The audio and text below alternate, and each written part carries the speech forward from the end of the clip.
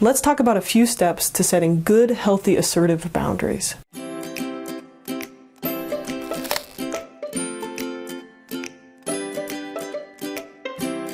We can divide our impact on other people into 3 different areas: our area of control, influence, and concern. The majority of our interactions are relationships of influence, not control, so seeking control is going to backfire. When we want to influence others to make a positive outcome more likely, here's some actions that we can take. Real influence comes from relationships and creating a positive environment. So over 95% of your effort should be on changing yourself and creating an environment of safety, love, and trust, where the other person wants to do what you're asking them to do. This means we seek solutions instead of focusing on problems. We try to improve the situation. We try to understand what that other person is needing. In the situation with my client who wasn't eating, I needed to understand that she was experiencing extreme anxiety. And by doing that, we are able to resolve that need by creating an environment of safety and trust. We let the staff get to know her and her get to know the staff. We sat with her. We were patient. We waited for her time frame. And on the next day, on day 4, she started eating and talking with the staff. Work with the person to build a relationship of understanding. So trying to understand why your child doesn't want to eat, or what's going on in their life that's inviting them to act this way. Number 2, explain to the person how their behaviors are affecting you. So this might look like a statement that goes something like, when you forget to do the dishes, I feel hurt because it seems like you don't care about me, right? So you do these statements. When you do this, I feel this way. Here's how your actions are impacting me. When you show up late for curfew, I feel scared for your safety and I don't feel a lot of trust that you care about me. Right? So we're not trying to be passive aggressive, we're not trying to guilt trip, but we're trying to explain the natural consequences that stem from their actions. Make sure to do this gently, with love, and also listening to them for what they have to say. Work hard to understand your contribution to the problem by listening to them. Number 3 is to use invitations as much as possible. So if you have a good relationship with someone, you can ask them to do something they don't want to do. Like, will you please do this for me? Because it really matters to me. Or, I'm asking you to take this step. Can you do that?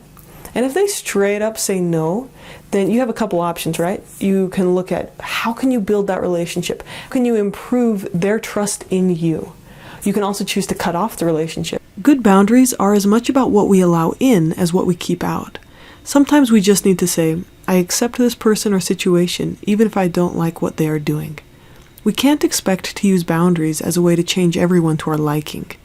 The serenity prayer can be helpful here. God, grant me the serenity to accept the things I cannot change, the courage to change the things I can, and the wisdom to know the difference.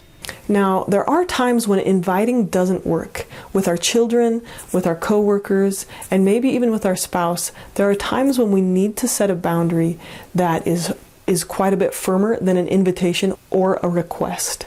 Saying things like, no, I will not buy that candy for you, or no, you may not hit your sister, are really essential to raising a child with good discipline. And you'll notice that both of those statements are things you can enforce with your own power. So you have the money, and you have the ability to put your hand between the brother and sister so they don't hit each other, or to pick one up and take them to their room if you need to.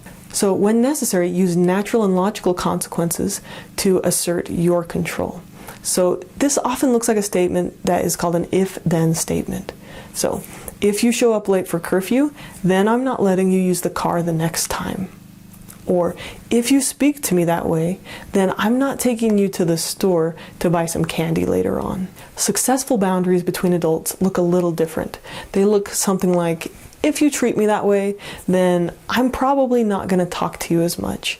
Or if you treat our children this way, I'm calling the police. Check out my upcoming video on natural and logical consequences for more explanation about how to apply these.